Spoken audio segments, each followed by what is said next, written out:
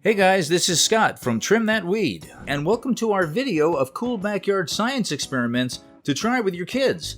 Watch till the end to find out our best recommendations from the list. Our list begins with making elephant toothpaste. This one's a classic and with good reason. The elephant toothpaste experiment is a fun and messy way to introduce your kids to the fascinating world of chemical reactions.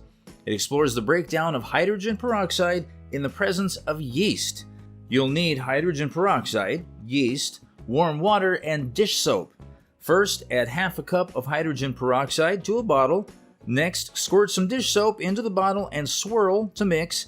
Finally, mix a tablespoon of yeast in 3 tablespoons of warm water and add this mixture to the bottle.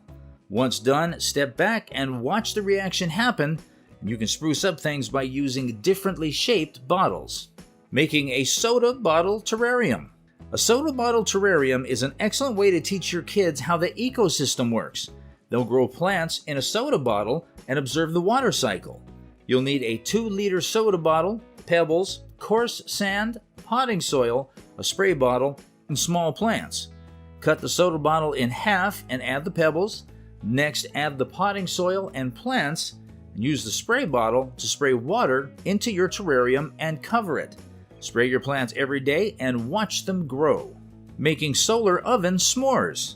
Solar oven s'mores are a great way to teach kids about heat transfer. The experiment is best performed during summer. You'll need a pizza or cardboard box, scissors, a box cutter, tape, plastic wrap, foil, a ruler, crackers, marshmallows, and chocolate. Making a 3-sided flap on top of your box, leave a 1-inch border around the 3 sides. Cover the bottom of the flap and the inside of the box with foil. Cover the top with 3 layers of plastic wrap. Set the oven outside on a sunny day and prop open the flap to reflect the light into your oven. Leave it for 30 minutes as you prepare your s'mores. Once done, put the s'mores on a pie pan and place it in the oven. Ensure the plastic wrap fits tightly and prop open your oven.